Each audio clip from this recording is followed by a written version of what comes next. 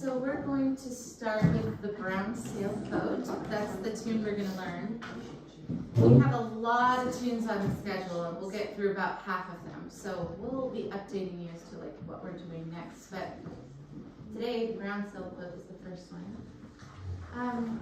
I think too, just so we're clear, you know, on the schedule originally we're going to do rhythm in one room and melody in another room, but we've decided that's not as fun. We like to teach together, and we want everybody to get experience to do both. So we'll kind of teach them in a clump. So we'll do a little bit of rhythmic stuff, we'll do a little bit of melody stuff, and it'll help kind of break up, you know, having to go, okay, I'm learning this tune, do I have it? You know, so hopefully that'll be a little bit fun for us all. Yeah.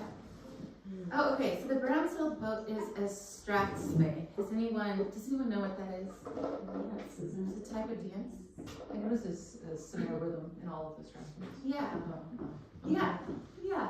So it came from the reel, which is 4/4 time, and then about in the 1700s, this new rhythm, as Aaron was saying, started making its way into music, and so you'll hear this real like snappy, dotted rhythm, and it is referred to often as the Scottish snap. When Adam gets here, I think on Friday, he'll be teaching us strathspey, and he'll say, "Have you ever played a strathspey?"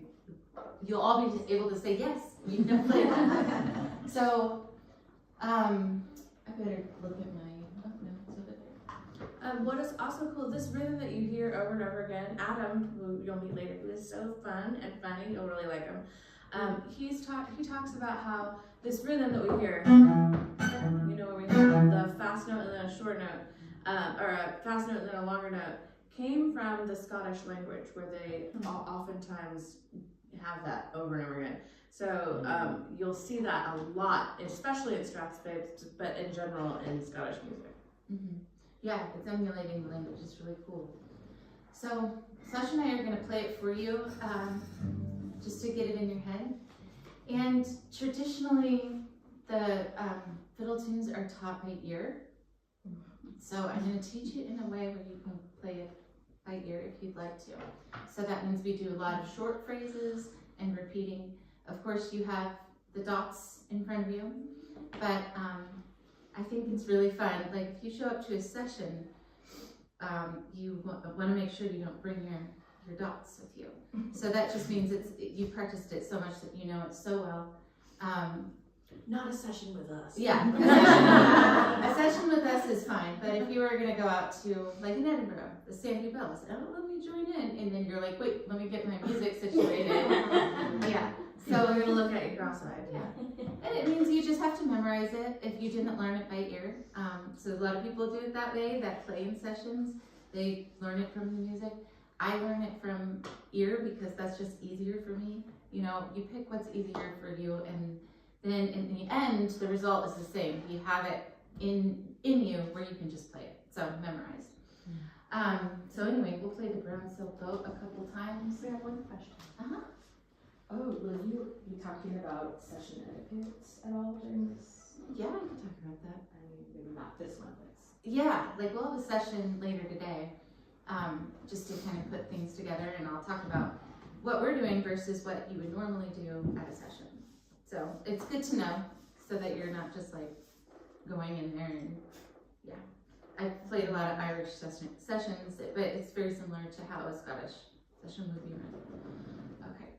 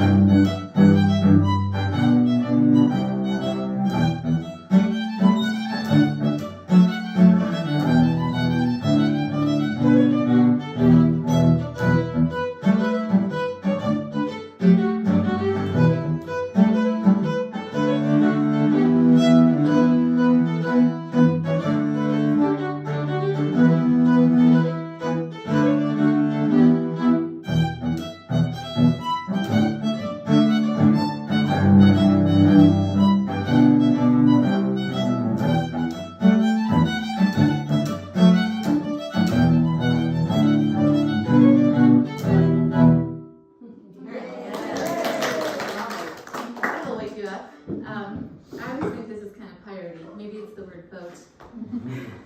But yeah, we played it 3 times. So there's not a set number of times you would play a tune in a session, but it's always 3. It's pretty much always 3, unless you're playing something that's like something that has a different form, like 1A, 1B, or something like that. Then things get switched up. But if you're at an old time session, they'll play things like 12 times. You're on the tune 12 times. But usually it's 3 times, and then you switch to another tune in the set.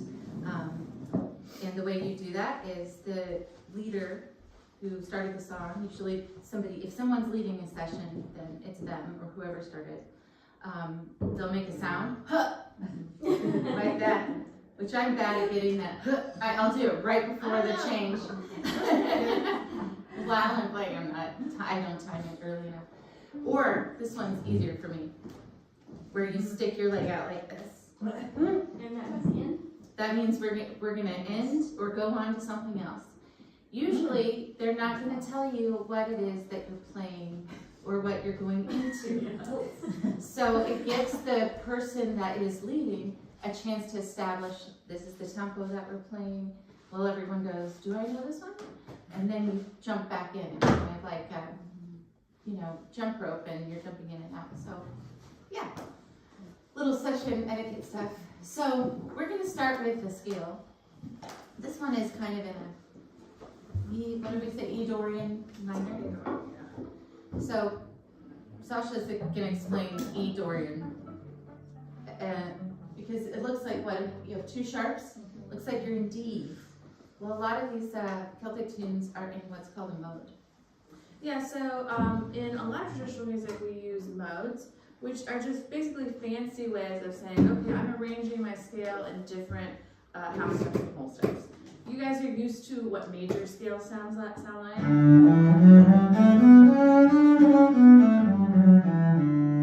where you have a whole step, and a half step. Whole step, and a half step. So that's one we're really used to. Okay, these whole steps and half steps go like that. If I'm looking at a piano, a C to the next C, and I only play the white notes, that is the arrangement of a major scale.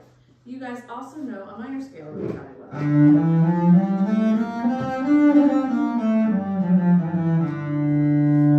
not going to get into all the whole steps and half steps of that, but if I'm looking at a piano, if I started on an A and moved to the next A, and I only played white notes, those would be the arrangement of a natural minor scale.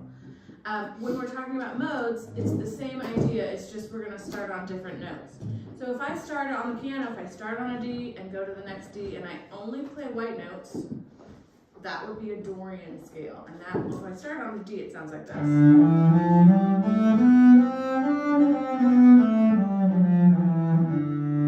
It just has kind of like a little bit more magic to it, I think. So in this case, we're going to do the same arrangements of half steps and whole steps. And in this case, we're going to go whole step, half step, whole step, whole step, whole step, half step, whole step. You don't need to know all that junk. But what you do need to know is that in this scenario, we're going to play 2 sharps, but we're going to start on an E and end on an E. And that's going to create the same regulation of half steps and whole steps. So it's going to sound like this.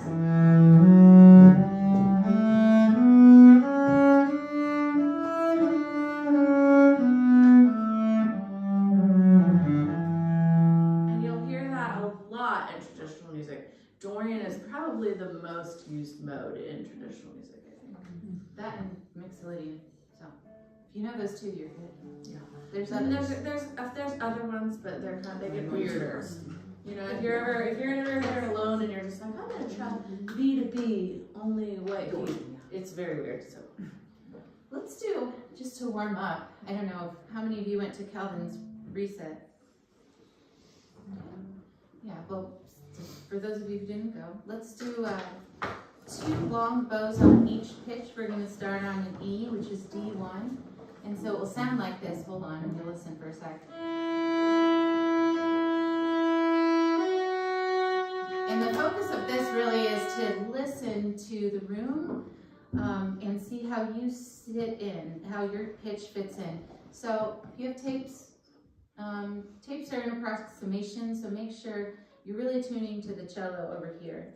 In a group like this, you tune to the lowest note. And we so, hope that we're in tune. yeah. We're gonna repeat the top note. We usually repeat the top note in this class.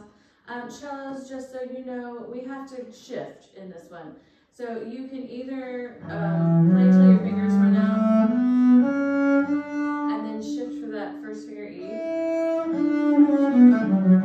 Or if you're feeling extra credit, what I would do is play it over to my A string, hit my first finger, and then I'm kind of thinking, okay, where would my third finger go? I'm going to put my first finger where my third finger goes. You're going to play 2 ones in a row, and we'll be in second position. So choose your poison, or just don't play that time of note. I don't.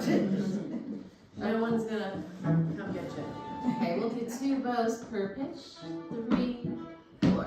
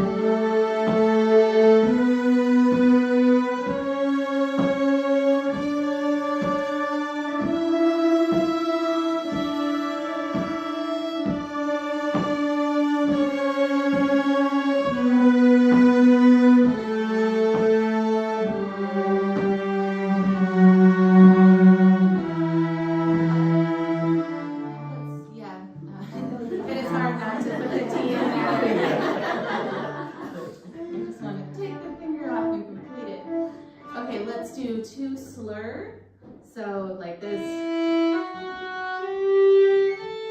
and we'll repeat the top note. And as I'm feeling this, what I'm trying to feel like is I'm starting to get my arm to loosen up a little bit. I want all my hinges to be loosening up.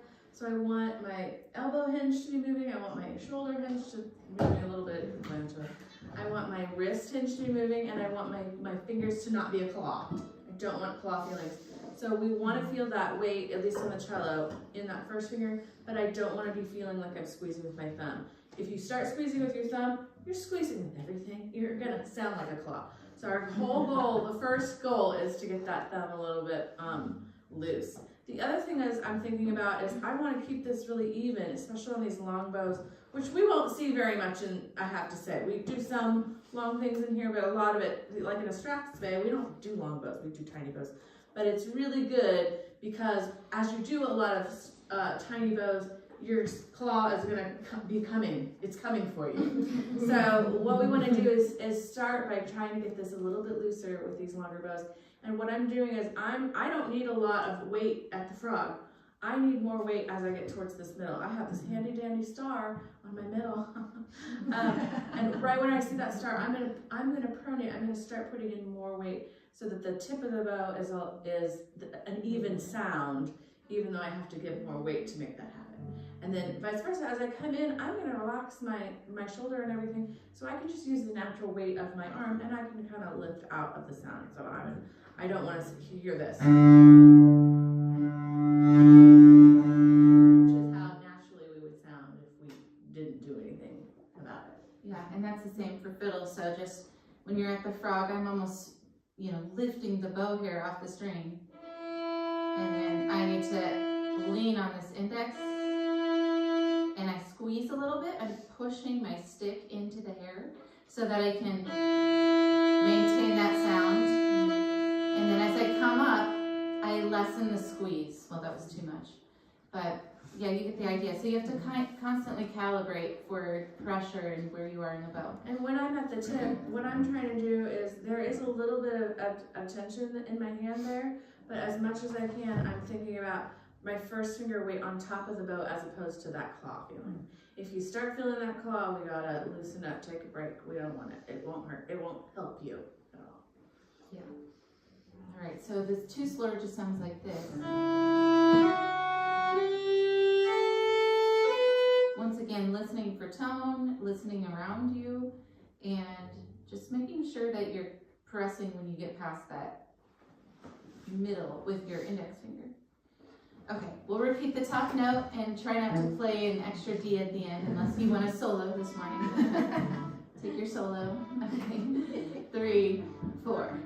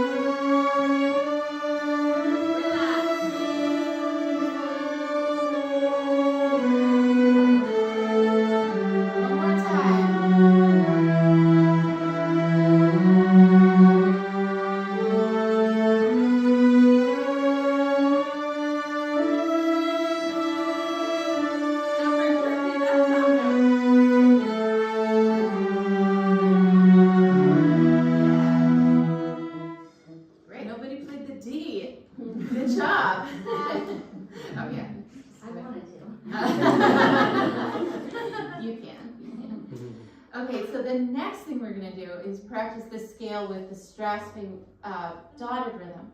So a couple things to keep in mind, even though in your music it says, let's see, we've got a dotted 16th note and then a 16th note dotted 8. So it's, for those of you who like to read music, when you're looking at traditional music on the page, that's just like more of a sketch of what it is rather than exactly how it's supposed to be played. So that's why you learn these by ear, typically by listening to someone who has the tune down or someone that's teaching it to you. So you know about things like this. The rhythm, it has a lot of space to it. It's not, but we want it's the Scottish snap. So we want to have that space there. So our scale is going to be, we'll do 4. And when you're doing a fast note, you got to use a fast bow. When you're doing a slower note, we use a slower bow. And naturally that will happen. So you have it kind of like a spring that you're loading. So let's do the same scale, and we're going to try the bow in the middle with the least amount of bow possible. This is, if you're classically trained, it's the opposite, okay? Because the big bows are going to slow you down. We don't want big, even bows. Okay, so right in the middle, 1, 2, ready, go.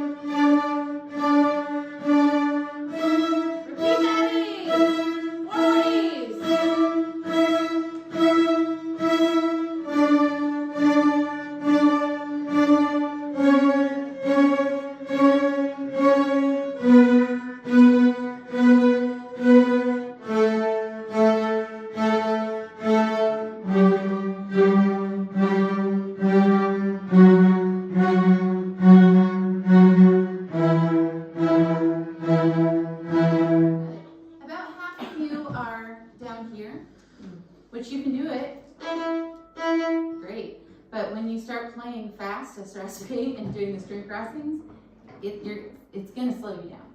So when I say middle, I always think middle to upper half. So you're up here. Let's do 2 instead of 4 on each pitch. We're gonna be middle the lower half, just because if Different we're pitch. up here, we're like, so, my Should we arms use are a fourth tired. finger instead of the open So, for yeah. the A and E? Oh, good question. Should we use 4th finger? No. No. We want the open sound in fiddle music. So if you have to do a 4 somewhere, like to play B, 4th finger on E string, of course we do that. But for your scale, use open E, because that's what you would play in the tune. Another weird thing. Yeah, and again, with this bowing, it's really, it's uncomfortable, I would say. This bowing is uncomfortable until you're used to it. I'm used to it and I'm still uncomfortable, so maybe it doesn't matter. Like, again, I'm not thinking, you know, if you use a lot of bow on that up bow, you're gonna get trapped in a place in your bow that you're gonna be sad. So I'm using a fast bow, and then it's almost like I'm playing a fast bow, and then I'm not playing a dotted 8th note. I'm just playing an 8th note with kind of a rest in between. And that gives us kind of that feeling of moving forward, even when we're playing. So it sounds like this kind of fades out at the very end. And if I try to do, then my down bow gets longer and longer, and I'm sadder and sadder. Okay, we're ready to party?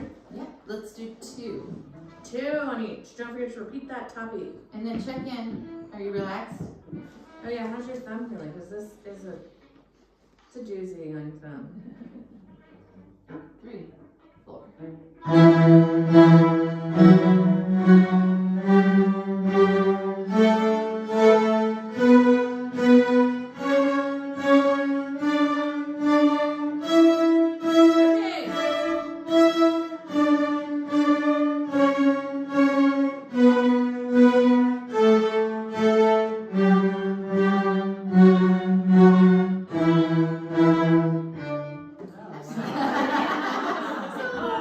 Take your solo. That sounded great though. You guys were feeling it sounded crispy, it sounded together. This is good. Yeah, that was great. How about this? I'm gonna put my first finger down on my A string and my D string.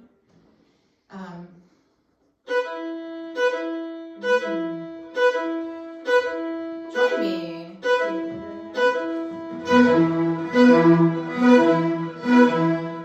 your fingers are gonna be on 2 strings at once.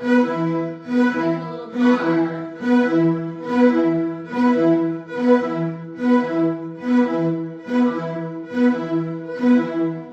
Now use less bow.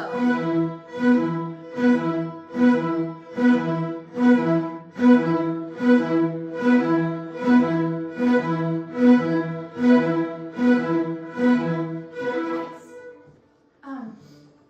Enough to drive you mad. So that was the beginning of the tune.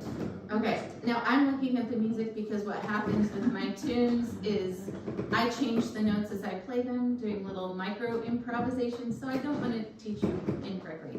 But you heard I know the tune from melody or memory. Okay, so you already know the first 2 notes. We did it. Yeah, so put that finger down. You can memorize, you did it. I got 2 notes. That's half the song, really. One finger. One finger. Yeah. So I'm gonna play, you're gonna play, I'm gonna play, you're gonna play. We'll just go back and forth, just bouncing around the first 2 notes. So remember, middle. Some of you think the middle's down here, but it's up here. And short bows. Put that finger on the B and the E. And so I go, you go, and just play when Sasha plays. I'm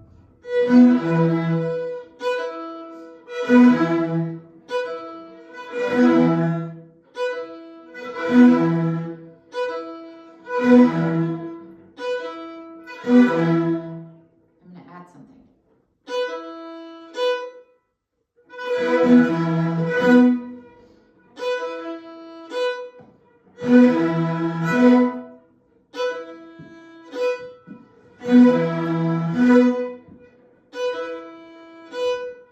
Alright, ready for your next note?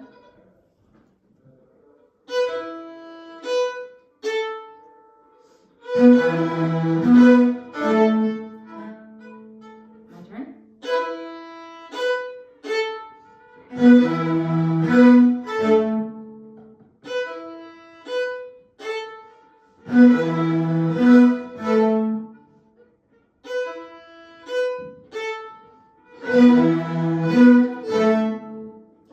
everybody got that?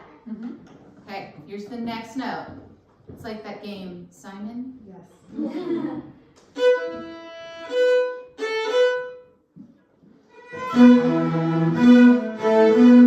My turn.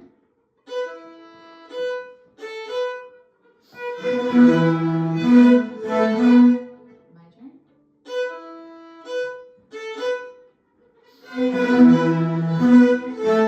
Great. And when you're learning something by ear, I find it helpful to also watch the hands of the person I'm learning it from. That helps a lot, using that kind of visual.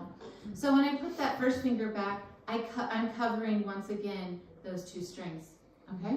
It's kind of hard to see that. Yeah, so I told you.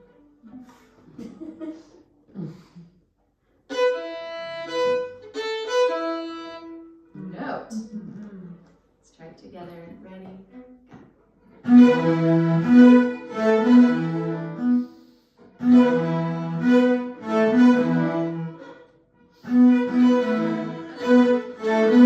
Yeah, all together. Good.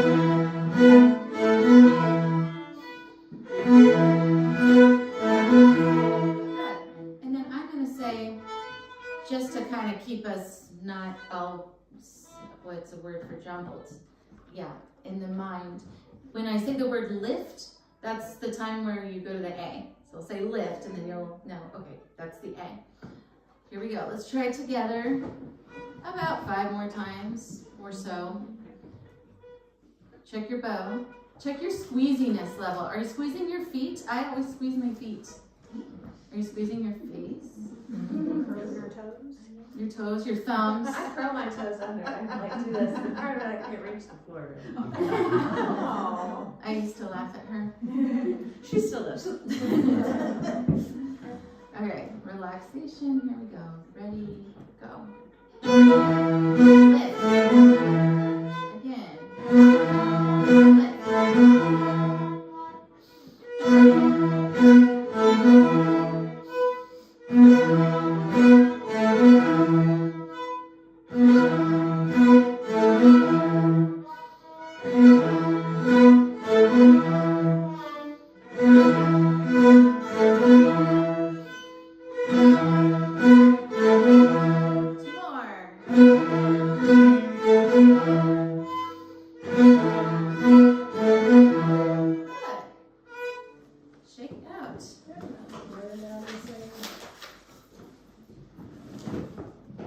Okay, there's 2 more notes in this measure, and then this horrible exercise is over. Okay, I'm going to give you 3 notes just because it's a little bit easier. So the next 3 notes, let's see, we did. Then I just go back to my A string, and I'm going to do a little scale in the Strasberg rhythm on the A string. B, C sharp, D. Let's try that together. I'll play one, you play one. That back and forth thing. 3, 4.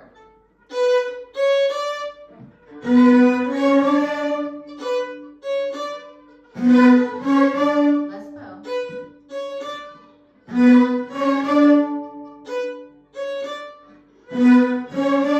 One more all together. Good. Now listen, this is how it integrates. Okay,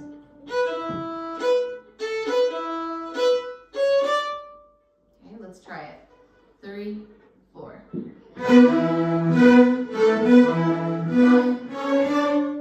Go. 5 more. 4 more. 3 more. 2 more. 1 more. All right. got it. Imagine a little badge of an ear on your cape. I did it all the time. You did it. You're right in front of me. You had no problems. But that's only the first part. Well, then I encourage you to do the second part as well. The rest of you, well, you can do this, but I would stay with this because you're actually quite good at it. If you'd like to look at your music and turn it back on, or turn the page back around, that's fine. But we're going to continue to teach it in a way that you would teach by ear. Normally, we might just play through all the way through the first line, read the music, right? But this is, we're doing little sections. We're also learning it at the tempo that it's played at. And so we don't have to speed it up later. Oh, Yeah. You're already up to speed, isn't it? One hurdle cleared, we didn't even know we were clearing it. Check. Can we have another badge for that? Yes. What was that badge? Yeah, we're gonna have a sash. A music with like a little for the wind. I'm turning my music. Okay, yeah. The music turns me on. And I want to make sure. What time is it? Okay, we have 2 minutes. We're gonna good idea. try to be more on time with our breaks. So you can get coffee and it's just good Stretch for your your body. brain when you're learning by ear to take these breaks. Move your legs. Okay, let's try this again. Listen first. Ready, go. Good.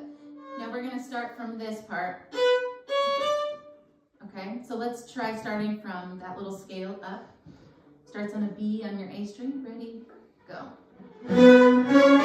Okay, so that's when I say start from there, start from the B, that's where we're starting. It's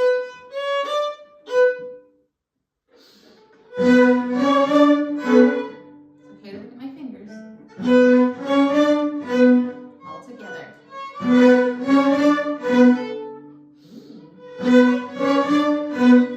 Two more. Okay,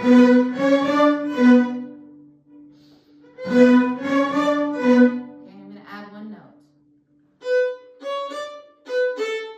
Oh, that makes sense. Like we all wanted to go down to the D when we played the scales. This is the same thing. You're going to want to play this note. Ready, go. 5 more.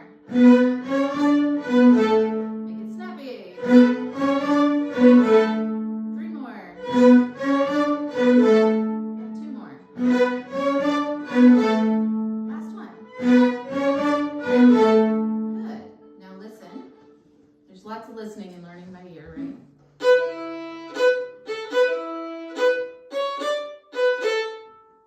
One more listen, because it kind of sounds different when we put it in, right?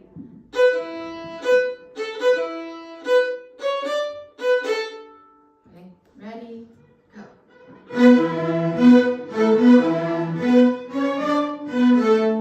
Nice.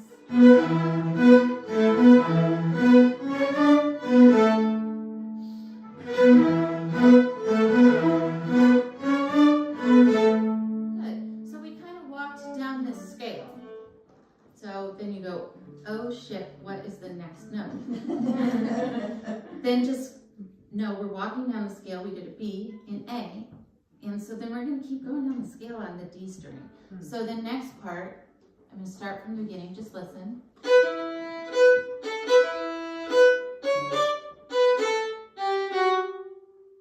We did a scale.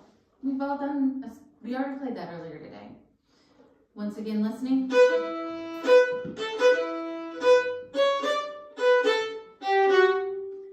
Let's try it. 3,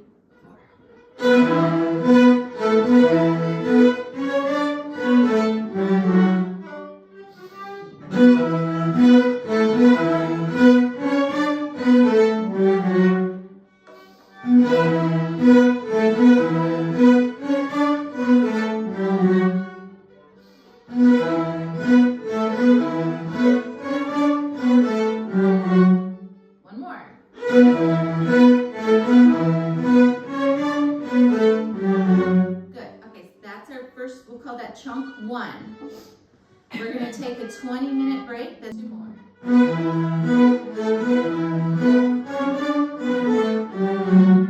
One more.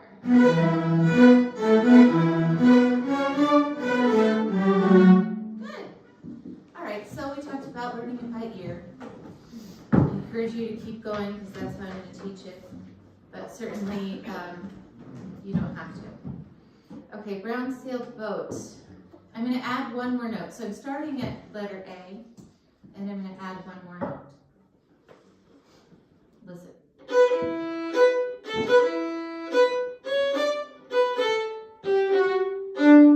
It's that note we all wanted to play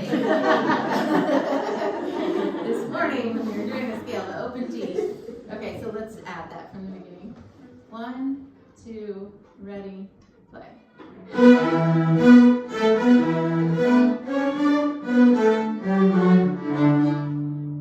Let's try it again. Ready? Go.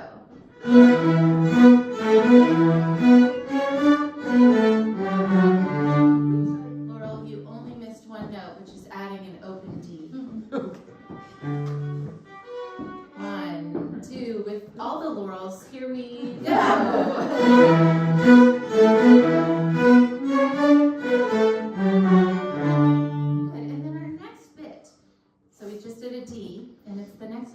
We're going to do a triplet rhythm.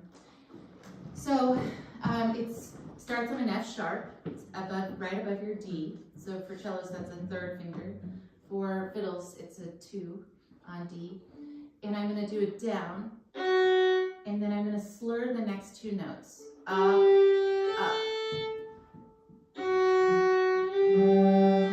it goes up like a scale.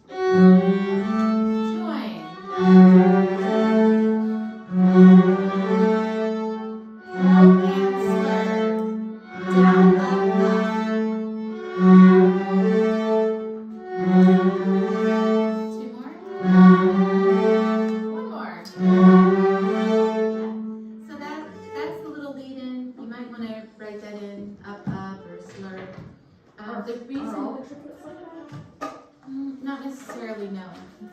But this one is. The reason we do this one is because then we want to be back to a down bow instead of trying to do an up bow on the downbeat. So we're just kind of correcting our bow.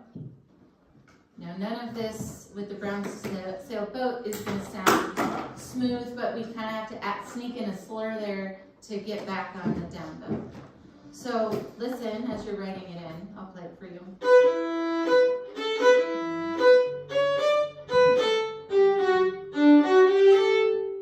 Triplet. When you get to the triplet, think the word pineapple. Pineapple's a great triplet word because it puts the right stress on the right part of the beat. Pineapple. So let's add that in, whether you're looking at the music or learning it by ear. So from the very, very beginning, ready, I go.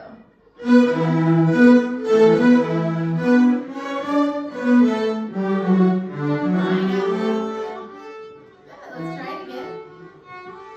You get lots of chances. Just stay out of the lower half of the bow. 3, 4. 2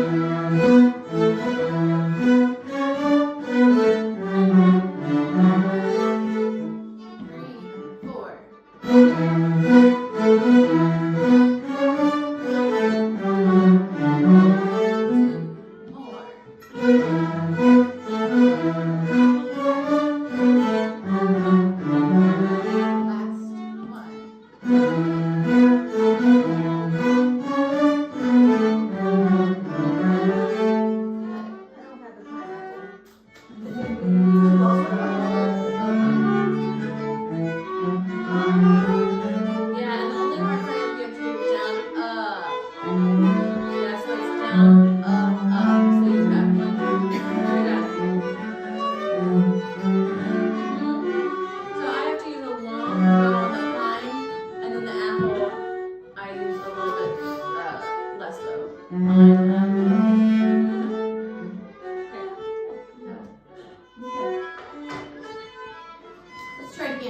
just to reset.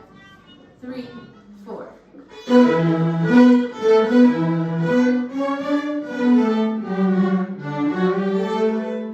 next part goes like this. Oh, we've had that before. Oh, I think we changed the last note. Oh yeah. So let's write this in, everybody. Take your pens. So the music that you're not looking at. But in case you want to look at it. We're going to take the last note of measure 3. And if you don't know where measure 3 is, just indicate with a bow wave. And it's instead of a C sharp, it's going to be an A. So it's exactly like the first measure, except for the very last note is an A instead of a C sharp.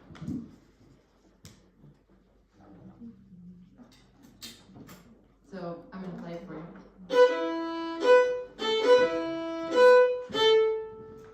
So that's the second time.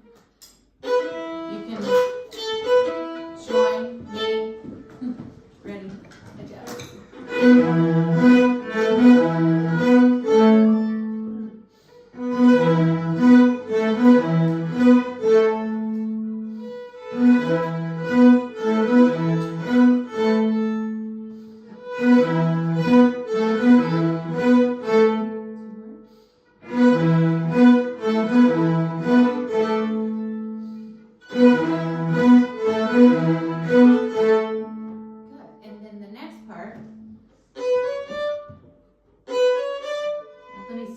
What the bowing is.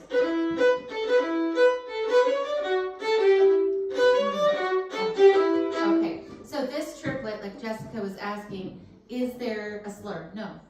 So we're going to add a triplet and we're just going up the scale.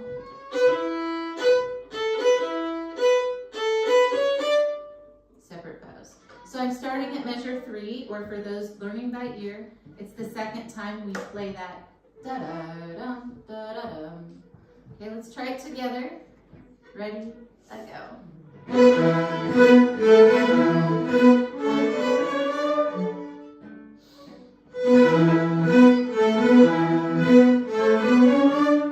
Two more.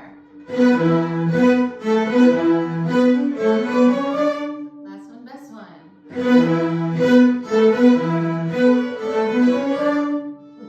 Let's do it again. Ready? Go.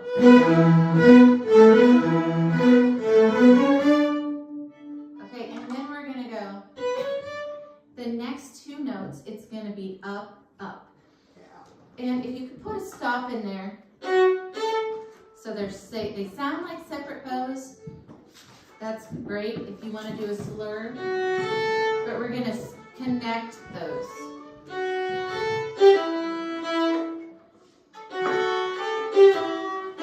So you want to slur not separate.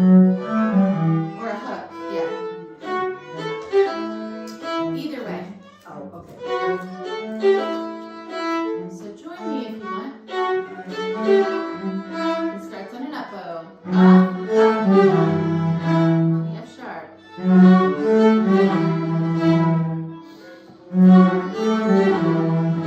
5 more. 1 more. 3 more. Good. 2 ups.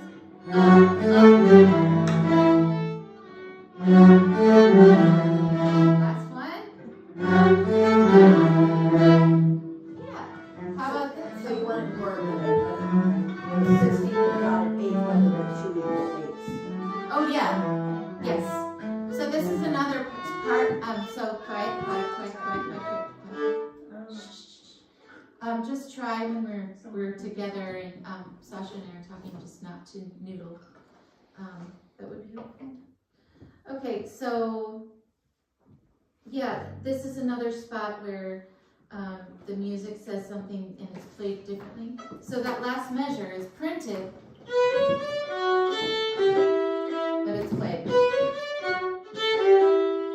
We keep the dotted rhythm going instead of having those equal 8s. So if you want the official rhythm in that last measure, measure 4, C See those two eighth notes in the second beat? It's a lie. Yeah, the first That's a one, lie.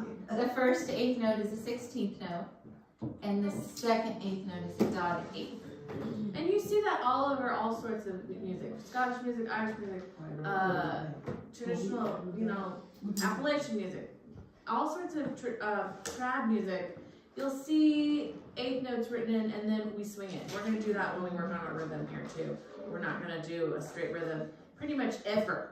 It's always kind of has this, so instead of, that's very similar. We're gonna swing at everything. Cause we're cool. Cause it don't mean nothing if it ain't got that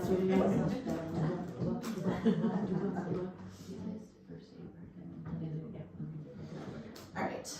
How about this? Then you lift. Lift. So that's gonna be.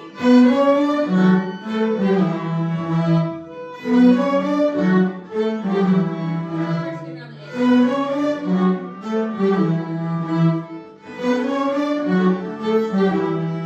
Three more.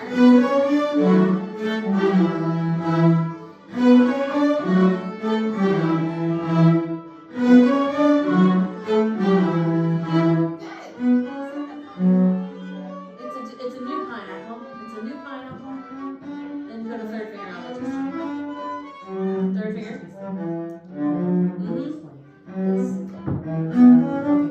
Sing it.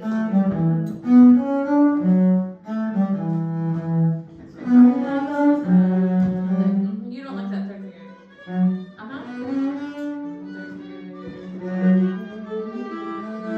Yes. You got it.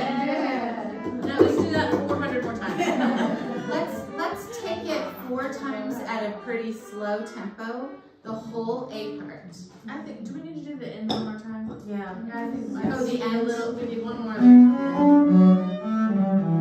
Let's do that very slow then. How about like.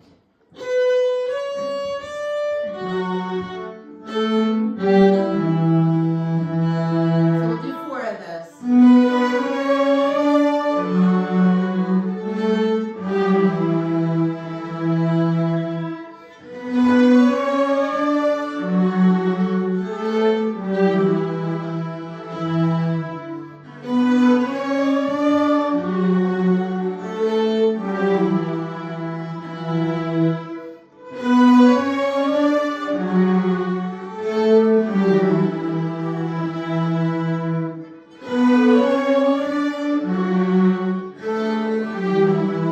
Now we'll do the whole A part that slow. Woohoo! Ta-dum. Why don't we play it? Should we play it once more so they can Yeah.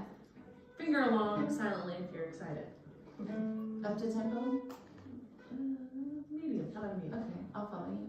Oh gosh, how does it go?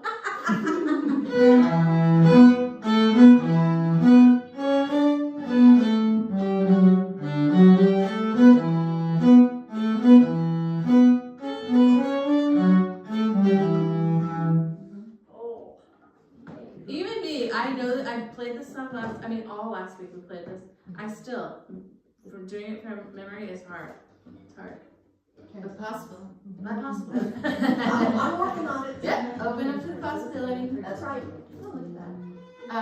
So let's be in the middle. We're gonna try it together, friends. 3, 4. A.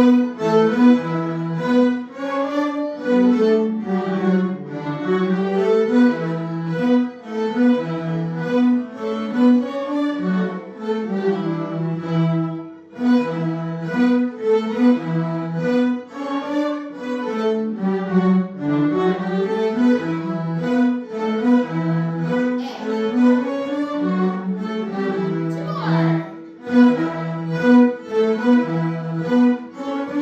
more.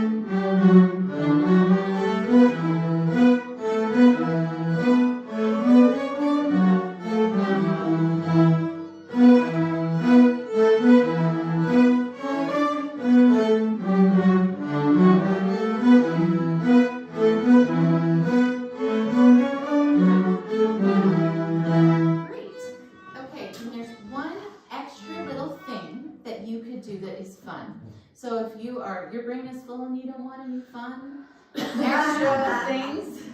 So when I play it, I go.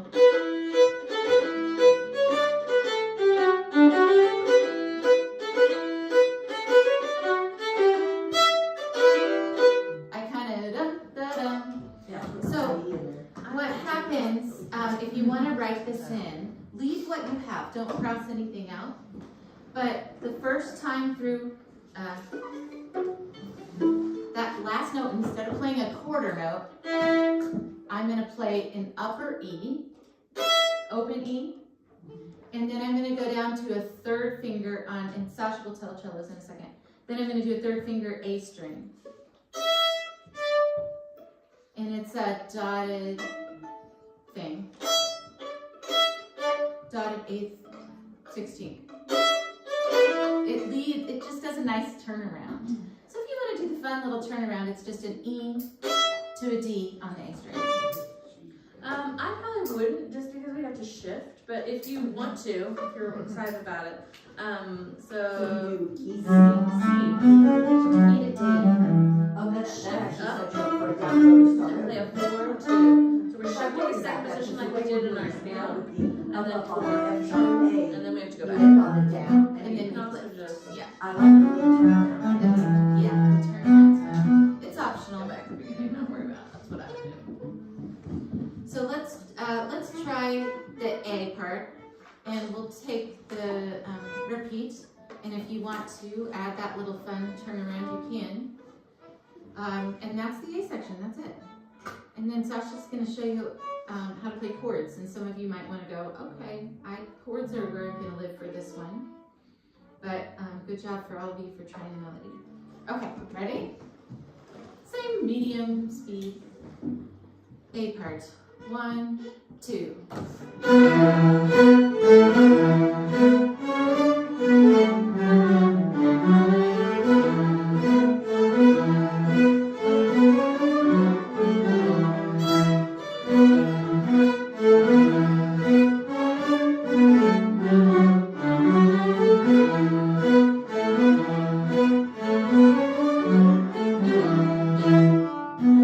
Good. So the second time, it just does the quarter note. It kind of puts the stamp on the end of the A part.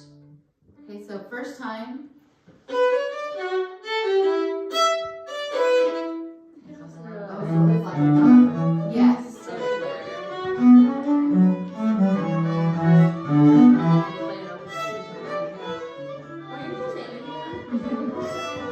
What? Yeah. Okay. It goes E, D. And then the second time it goes. What's in your music?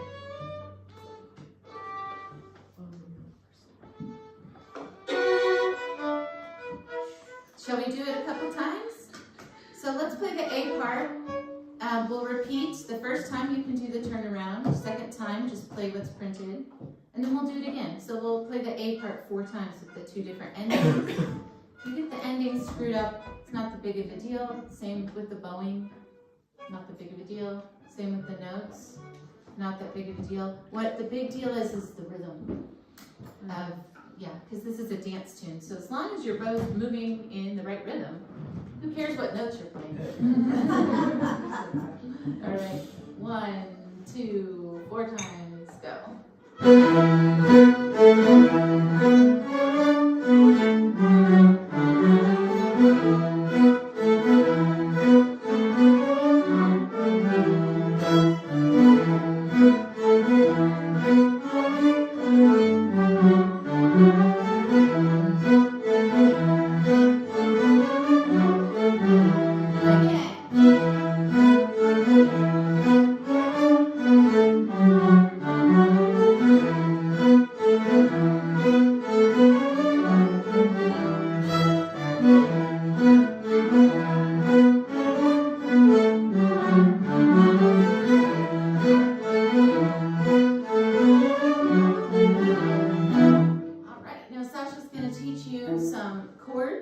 So it's really good for everyone to be informed about the melody, but if chords are more your jam, we need you too. We need you too, because the chords and the groove, that's what makes the tune. Yeah, I applaud you, cellos. You're working on that melody, but I play the melody once in a while at the very beginning to kind of establish it, and then I never play it again. Which is also maybe why I can't remember them. Okay. So what we're gonna do is actually I'm gonna make a change. So if you want to take your pencils out, a lot of these chords that are on the sheet, it's very repetitive. So we're gonna just do a quick change. It's in the B section, which we may or may not get to right now. We may just work on the A section and then play it all together, but we'll see. B section, measure 3 is gonna be a C major chord. And measure 4 will be B minor, and then C instead of D. And so let me just, here's your B section. First measure is E minor as written. Sex measure. What? Spicy. Second measure is D as written. Third measure is C major.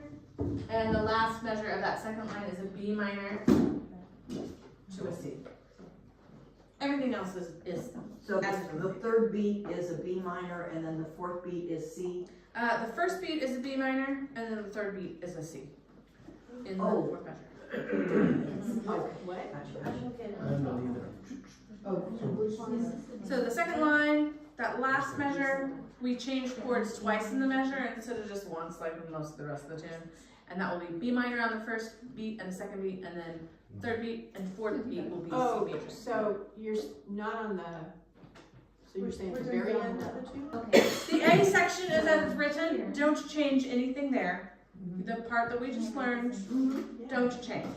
The B section, which we will learn soon, first measure is E minor for 4 counts. The second measure is D major for 4 counts. The third measure is C major for 4 counts. And the fourth measure is B minor for 2 counts and C major for 2 counts. Okay. Then the last line, or what I sort of call the C section, sort of, but not really, it was as written, so don't change it. Okay, So that B minor chord is not gonna sound strange next to the D sharp? We're gonna take that D sharp out. The D sharp That out? D sharp out. Ah. So the reason we're doing this is to just get a little bit more variety. And what we do a lot of in when we're playing chords, if we have the same chords over and over and over and over and over and over and over, we can do chord substitutions to kind of just spice it up. So if we're playing an E minor chord, does anybody know the notes to the E minor chord? E, G natural B. E, G natural B. I'm writing this down so that everybody can play. I have my handy dandy. Are we all sort of okay? We don't really need this information right now anyway, because we're just going to do the A section probably, but so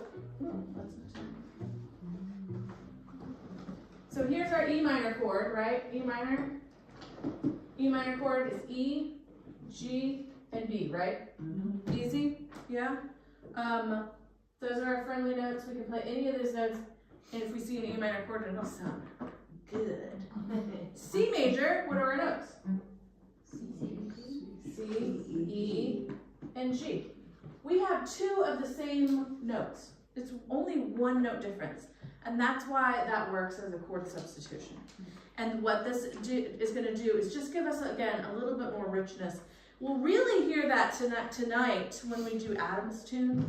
The melody is pretty simple melody, but the chords make the tune. They really, really do. You'll really hear it. And he does a lot of interesting chord substitutions where you think it's going to go one place and it goes someplace totally different. And in my opinion, it makes the tune like 1,000 times better. It's like magical somehow. It's weird. Music is so weird because we really only have 12 notes, and you know, with those 12 notes, we have infinite possibilities, and that's just, it's amazing to me, especially because you'll see a lot of similarities. So, like here, we're gonna play the E chord, and then we're gonna play a D chord. We're gonna play a lot of similarities in chord structures, but there's so much variety in music. It's just, it's astounding. Anyway, so does this kind of make sense why we're doing this? We're just spicing it up a little bit. You'll see this a lot, and as you get more comfortable with chords, we will talk about a little bit more about some chord substitutions in general. But same thing with the B minor chord. What are our notes for D major chord, I guess? What would those be? D, I think. D, F sharp, A, right? And we're switching it out with a B minor chord. What are their notes there? B, D, F, B, B, D, F sharp. B, G, F sharp.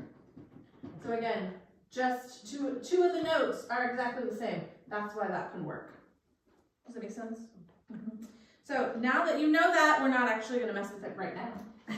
We're going to play the A section because you guys know the A section. So the first thing we need to do is make sure that we can follow along. And are you guys looking at things that have slashes, or are you looking at things with a chord chart going along the melody? Chord chart. Chord chart with the melody mostly? Yeah, just chord name. And some people have slashes. And some people have slashes. So if you are looking at a slash, a thing at the where you're looking at chords at the bottom with slashes, it's just a little bit more confusing because you have to be, for me anyway, because you have to be in charge of, oh, is this, how long do I hold this? Do I hold this to 4 counts or 2 counts? And sometimes at first it's hard to establish what we're doing.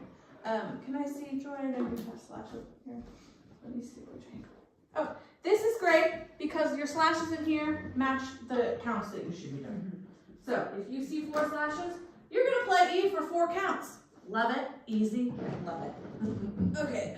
Oh, I took away everything that we needed, but we're gonna just start with roots.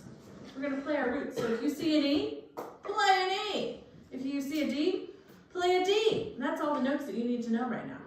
Easy, okay? So what I'm gonna do is will you play melody just for a second? So I'm gonna play an E for 4 counts, then I'm gonna play a D for 4 counts, then I'm gonna play an E for 4 counts again, and then if I'm following the music, I'm gonna play 2 counts of D, 2 counts of E. That's gonna sound like this. 1, 2, ready, go.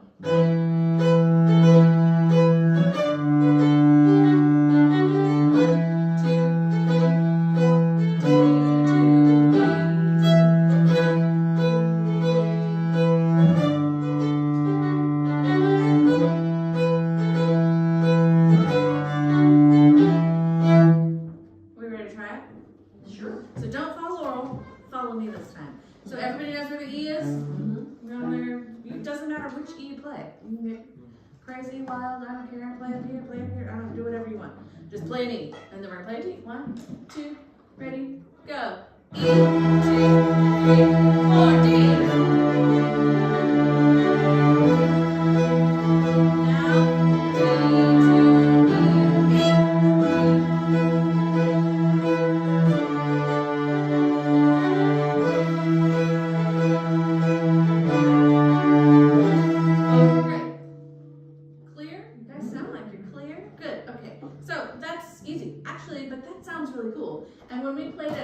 Together, that's all I did. I added a double stop, but that's all I did is I played kind of and it sounds cool. I probably wouldn't stay there for the whole song, but if you want to, it'll sound good with what everybody else is doing. So you can't go wrong, just hold notes. And can I just give for those who want to add a double stop, a fingering. So you, instead of playing the open E, you would play D1 with the A1, so you can grab any note that's the 5th of a chord, it's just right across. And so that's the E minor chord. And then the D, I'll put over here, the D is just going to be open D, D open, and A open. Is that the same for cello? It's the same for cello, so we're going to just bar, just like we practice. Play a first finger on a D and a first finger on the A, and then play an open A and an open D. So let's try, and you can also, I might do that the first time, and then the second time for us, I might go down to that lower octave to kind of give it a little more juice. So I would do 3rd finger, bar. Again, we do a lot of barring on the cello. 3rd finger on the C string with 3rd finger on the G string, sorry, okay. And then 1-1 on the low strings. Make sense? Should we try it? We're gonna add our double stops this time. 1, 2, and you know what I might do, again, a lot of what the rhythmic thing to do is to add texture. You know, if you're playing this piece 12 times, what we need is variety in what's going on around it. You know, the tune is not gonna change that much. We might add a, you know, ornament here and there, but what can really make a tune interesting is what is changing in the chord texture. And that's also sometimes why I switch around the chords, because if you're playing it 12 times, you might want a little more variety in your chords. So let's try playing it as written the first time through, and then add your double stop the second time through. Does that make sense? So we'll do the repeat. Just play an E the first time, and then on the second time, add your double stop. 1, 2, ready, go.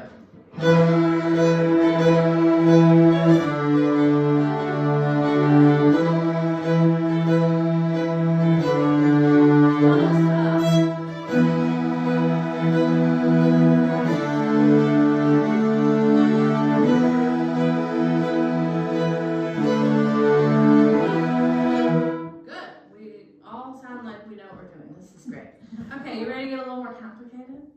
Yeah, okay, so we're gonna add a rhythm, and we're just gonna get used to the rhythm first, and then we're gonna add the chords in. Okay, so this rhythm is fun, but it's kind of offbeat. I'm gonna have you play it first, and then I'll write it down. So if you're I want you to get it in your hand first, and then if you're a visual, it'll help. So it's gonna sound like this.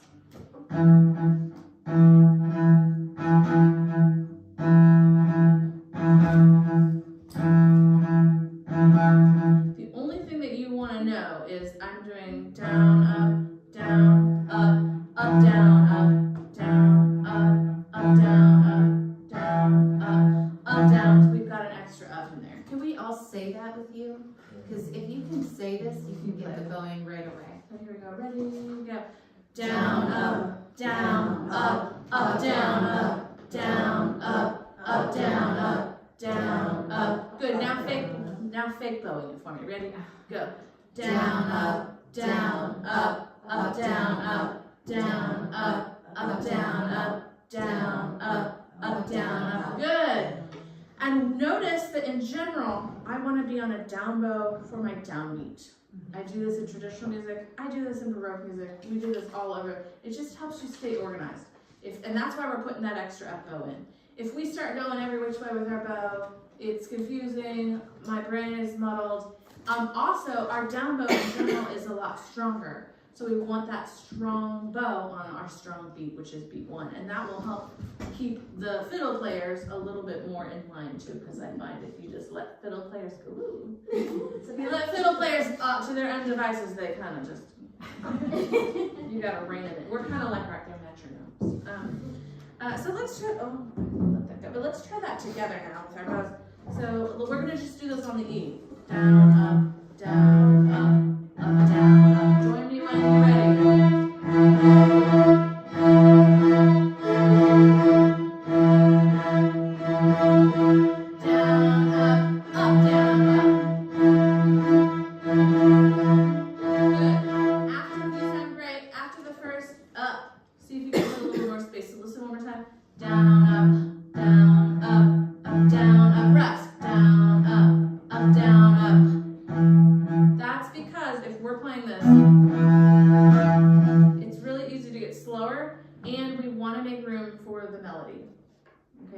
What we're doing here is we're supporting the melody. We're not trying to take over it. So anytime I can kind of get out of the way, and you even hear I'm kind of lifting.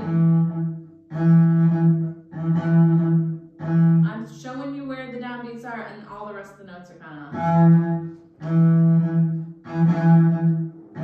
thrown away. Let's try it one more time. See if you can get the feel of it just a little bit more groovy. 1, 2, E, go. Like that rest. Great.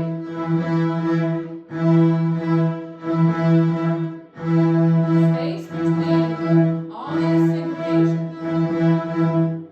Great. We feeling cool? Feeling comfortable? Should I write it down now or wait? Go ahead. Write it down. So here's what we're doing. We're swinging it. So this is a little bit inaccurate, but you'll get the right idea.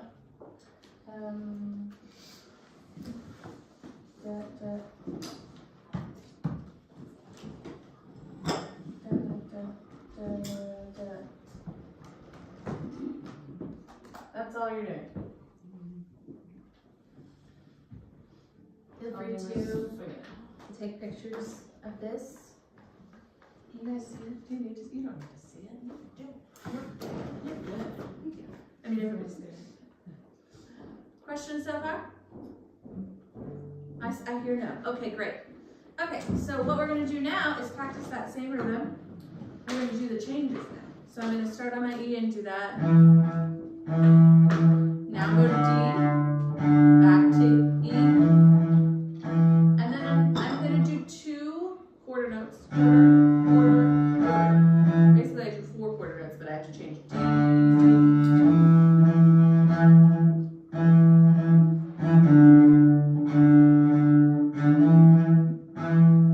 Not my quarters. Cool? We ready to try it? 1, 2, 3, go.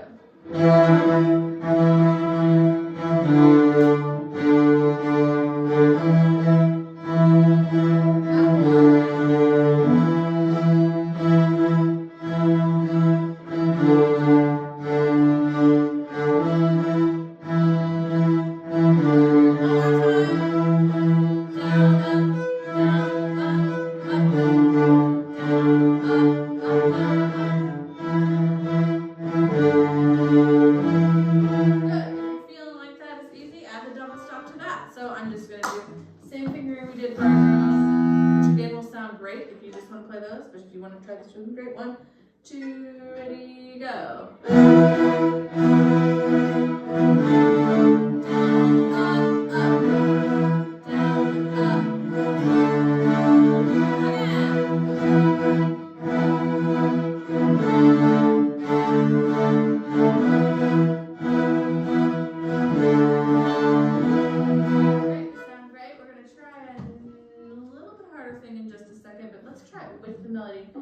Any questions? No, we're happy. Okay, we tried them. Actually, we split in half. So let's split pan, right? Pan. Okay, let's split pan over. We'll try the melody, and we'll stick with the accompaniment, and then we're gonna switch. 1, 2, ready, go.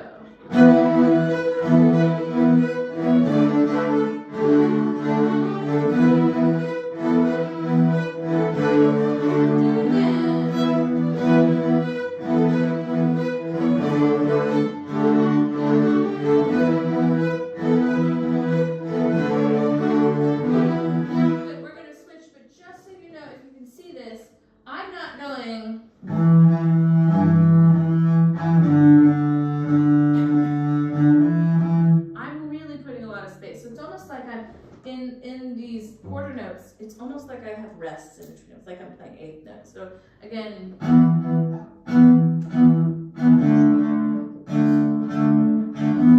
and why I'm doing that is again to allow the melody to cut through the rhythmic undercurrent. So let's try switching. We're switching. Let's switch. I'm gonna play the. No, I'll play this. Okay, 1, 2, ready, go.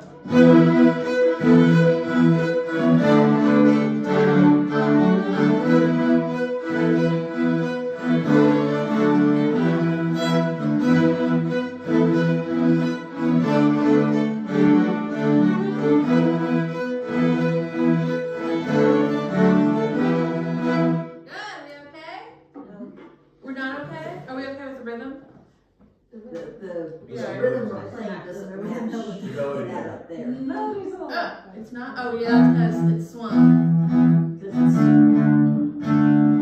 Just right, swing it. Yeah, so it's kind of like we did for the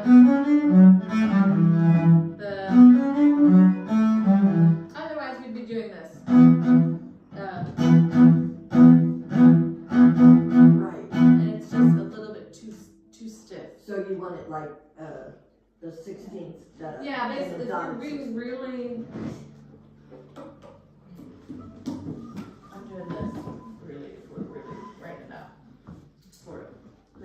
little swungy, so it's a little triply. Da da da da da. Maybe even this is really what we're doing. Yeah, because with swing music, you can swing it a little bit or a lot, and so there's not really a way to just write it out. Well, and again, our goal here is not to worry exactly what we're doing. We're here to like, and what it looks like on the page. What we're worried about is, do we feel groove? Are we feeling good? Do we feel good? So in that light of that, let's try that one more time. Those people doing those things. And choose your part. Maybe you do the rhythm ones, maybe you do the melody ones, maybe you're just like, I'm doing rhythm. That's what I'm doing with the brown silk boat. Or melody. Let's play it like 4 times. 1, 2, 3, go.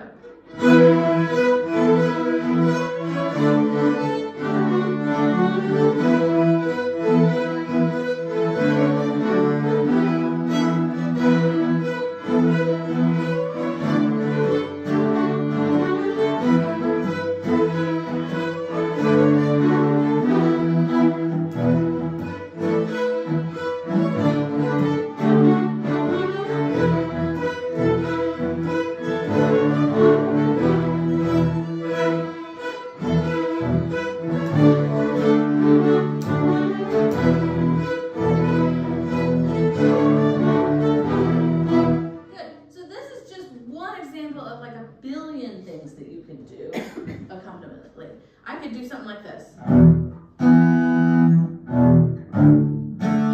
a mix.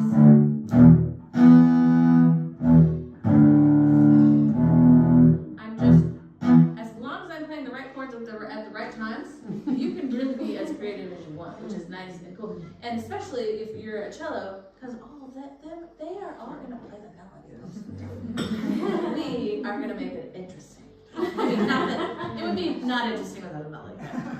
We're going to make it extra spicy, let's just say that. And again, my goal here is to just give you some options that you can kind of take away and create your own adventure later. And my go-to is to kind of, okay, I don't want to give it all away at the beginning. So if I'm going to do something real creative and like the next step after this rhythm I would probably do is put some chops in here. And that would sound like this. I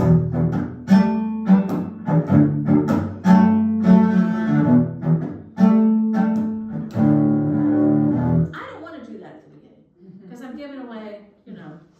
What's a chop? Oh, okay, well, we'll talk about that. I don't want to give away too much too soon. So I might start with just some drums. And then I might start with some, you know, I might change my drum, some double stops. I want to think about how we want to build the piece. And the building happens most of the time in the accompaniment. Okay, chop is a great question. Who does know what a chop is? We got some good choppers over here. We got some comfy, cozy choppers. We know what it is. This rhythm is really complicated, so we probably won't get to this today, but we can definitely talk about chopping. So chopping is a technique that was developed maybe in the 70s by, it's kind of a few people, but most notably Daryl Anger, who's in this Turtle Island String Quartet. And instead of using our instrument as a melodic instrument, we are going to use it as a percussive instrument. And it really changes the face of what we can do accompanimentally. I mean, again, like here's how this sounds with no chops. Sounds cool,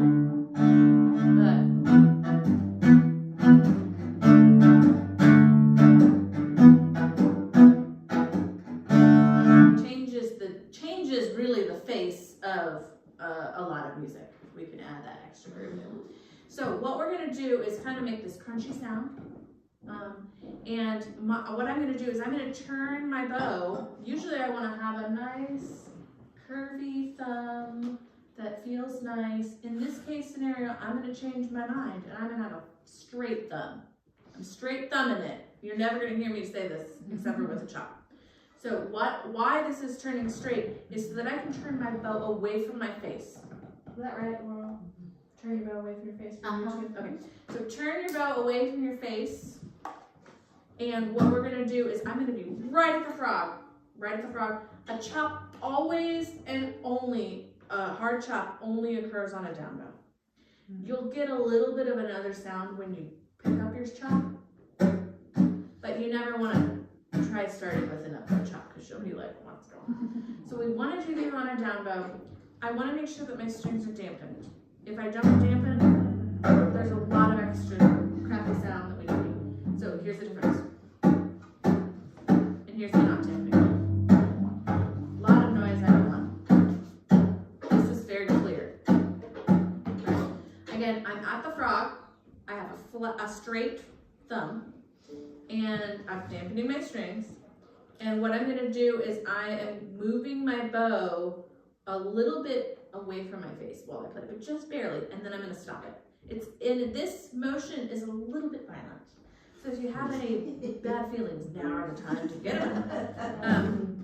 So again, this is unlike what we tried around our warm-up. My whole arm does kind of work as an arm. Yeah, and I'm going to stop my bow on the string. So I want to hit it, chop it, and stick there. So I don't want to feel like this. I don't want to back. I want to. Good. Bows away from your face. So my hair is going a little bit away from my face. You need to be, I would say, closer to the frog. If you're not like right on the top of the frog, get closer. Yeah. Ooh. Here's some good chops. Yeah. Good. Good. Okay, I'm gonna give you, is it okay if I, Please do. okay, so you kind of have a 3D thing going. This is how Tracy Silverman teaches it from the Turtle. He was in the Turtle Island String Quartet as well as Daryl Anger, so they were both chopping at the same time. But the way he teaches it, you have your vertical motion, which is, it's like a bug splatting, and you're hitting just straight down, and you want to get that sound. Lots of rosin down there at the frog. And then the second part of it, so the 3D part of it, is there's this little scrape where you're scraping away from you. So on cello, you're scraping towards the bridge. But a little bit goes a long way there. It's like pepper. Yes. If you scrape too much, it's too much. So again, it's a teeny type of scrape. Yes, and you don't want to think about a basketball, so it's not, there's no rebound to this. It's like a basketball without any air in it, you know, it's not going to bounce. Then you lift it instead of, And when you lift it, a lot of times there's that extra sound. So I'm using my fingers to kind of exaggerate it a little bit. so you throw your bow on the string. Closer to the frog than you think. Yeah, get way down there. And if you don't hear sound, you just need to put more rosin. There's rosin over in the corner by that table where Calvin is sitting. If you need Good. to. And again, you want to be on a down bow. And there's not really a right way, other than you can go harder than you think. It doesn't damage the There's some violence to it. There's violence. So think Lean about into your violence. something that makes you a little pissed off. Yeah, I mean, it's my whole arm weight that's generally usually. We're good at this. Yeah, throw it. Throw it. Yeah, you guys are good. And then Strings are hitting. it's just like you can just flat. It doesn't matter. For me, if I do a lower string, it's a little medium sounding. But a lot of times I can do it wherever my bow is. I don't have to move it around. See if you can just let it sit there for a second. It feels wrong. Yeah, but it's so right. There you go. I'm uncomfortable. Okay, So, so maybe let's try it. We're gonna go from playing a regular note to playing a chop note. So we're gonna do, how about we do, and again, I always do this on a down bow. So I'm gonna do this on an E, but I'm gonna go 2 quarter notes, play them regularly, and then I'm gonna chop. That's what I'm gonna do. Chop. Ready, go. Ready, go. Ready, go. Good, make sure you stop. Stop. Good, So make sure you freeze. It's like freeze. And don't lift it. During the freeze, don't bounce off. Ready? Go. Ready? Good.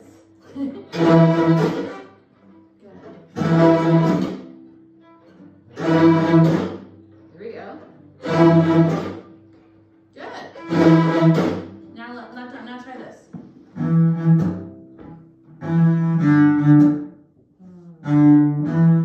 And again, that last note look, I won't change the note. Let's just do it on E. And what you're gonna make sure to do is chop.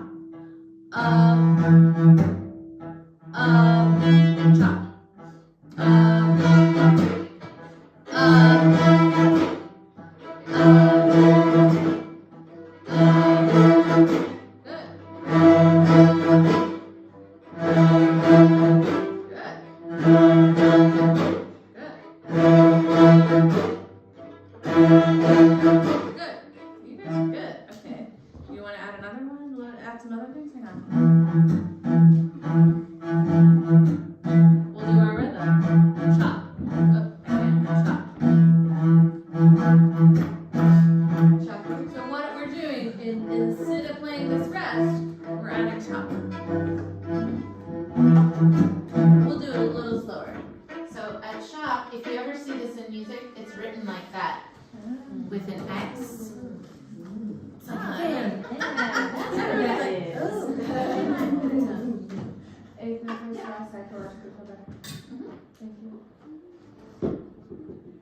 Oh, I feel way better.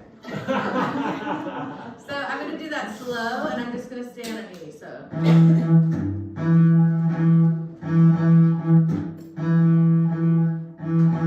Chop.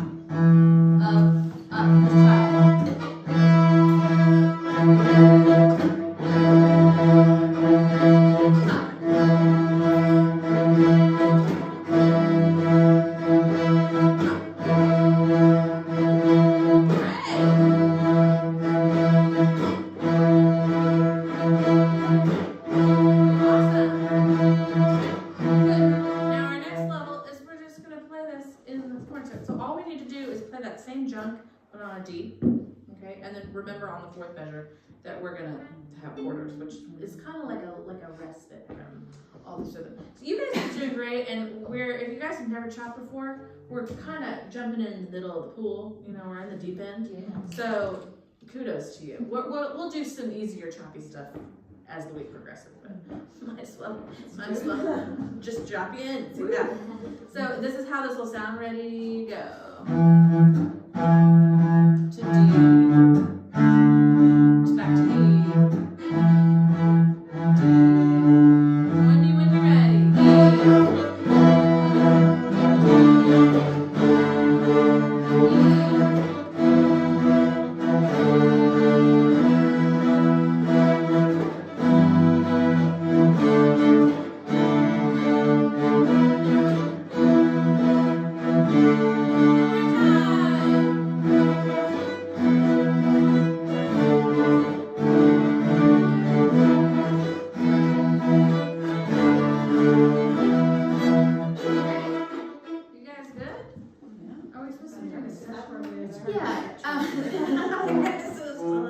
okay, that's great, you guys. Tips for going from bend to straight.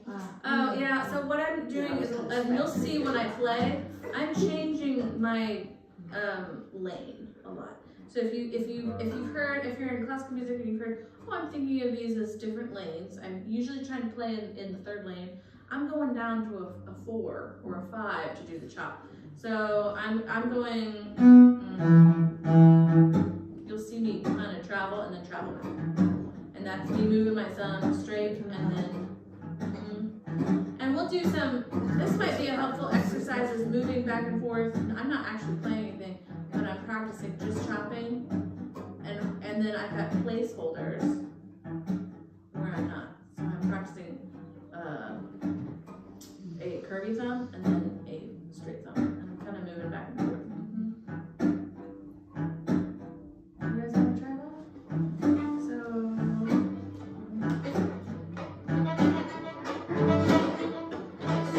Straight, curve, straight, curve, curve, straight, curve, straight, curve, straight. You're hearing the right things.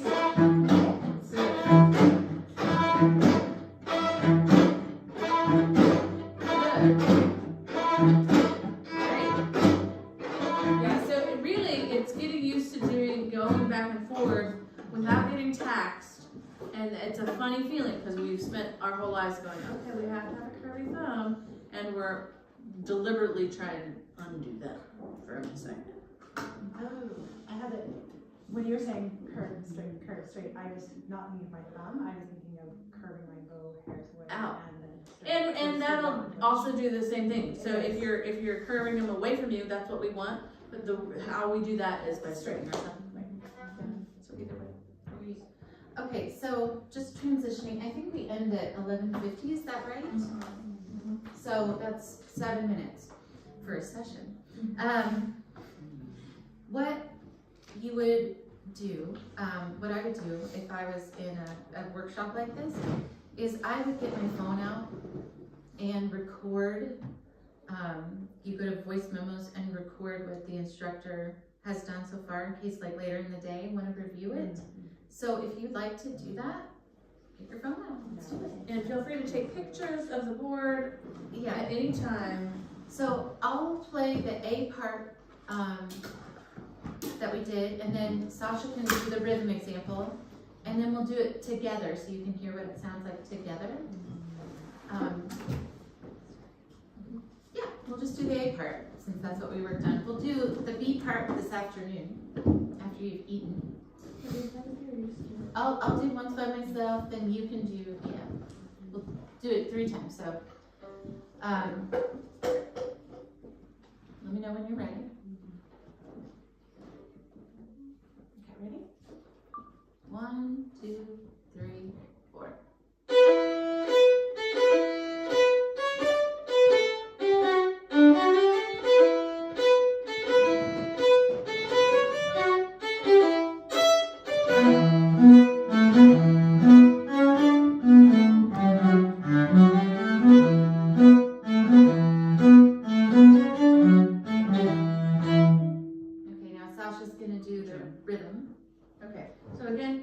Just do regular drone. Sounds great on one note. Change to D. Change back to D. D. You can add your 5th double stop, so I'm just borrowing my chords. 2, 3,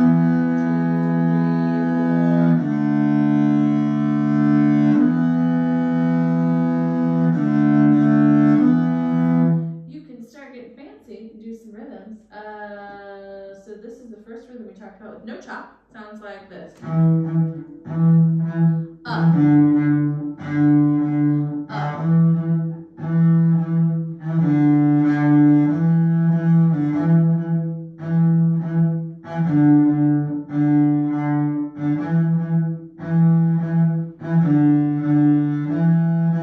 want to add your chop.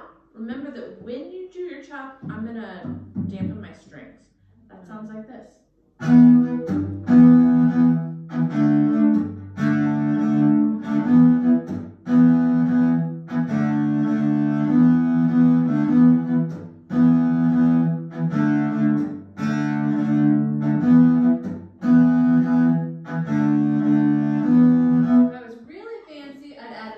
Another chop on beat 4, that would sound like this. As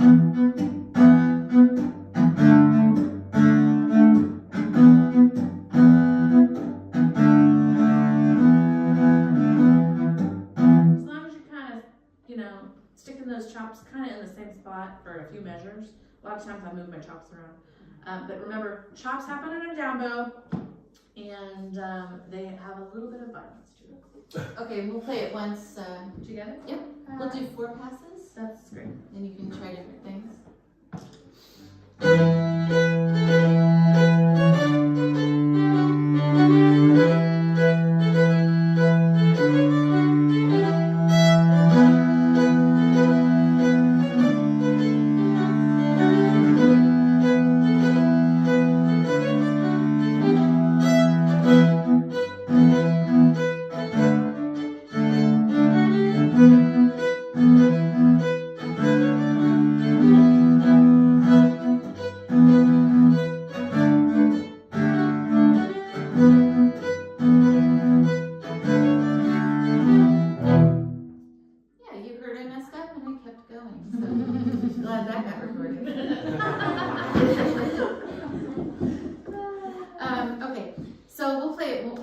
lots more, but I wanted to talk about what Jessica said, session etiquette. So technically, if you go to a proper session, which is different than what I do in Kansas City at Hammers, which is more of a teaching session, you typically would not bring your music, but you would bring your phone or some recording device. And if you didn't know a tune, you wouldn't play that tune.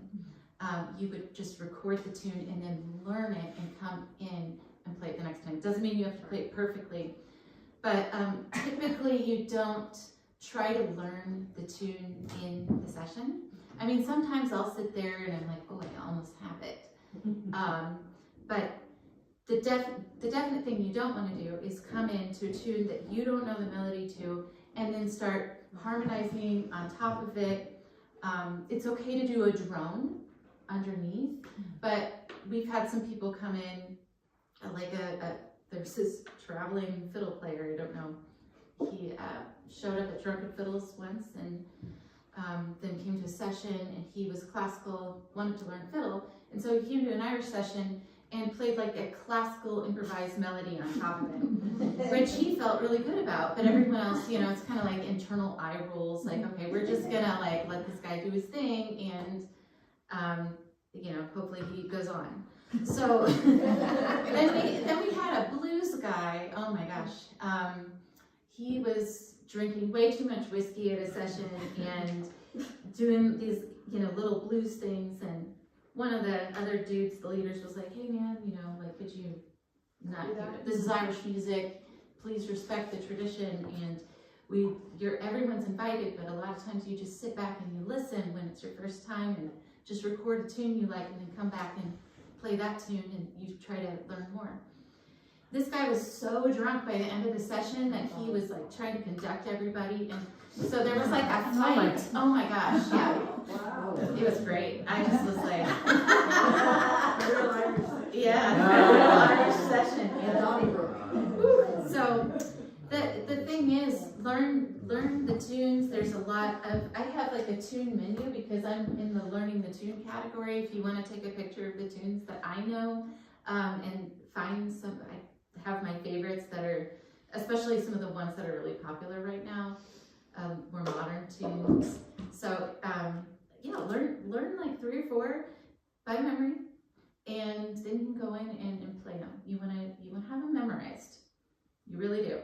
If it's a teaching session or a slow session, then it's fine to bring in the dots. But you want to get the training wheels off to go to an official session. So yeah.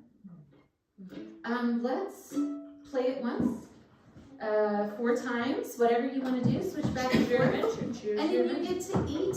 We're eating in the breakfast room. For those of you who made it up for breakfast, which wasn't me. I was up, I just don't eat breakfast. Okay. Round cell boat, 8 part. 1, 2.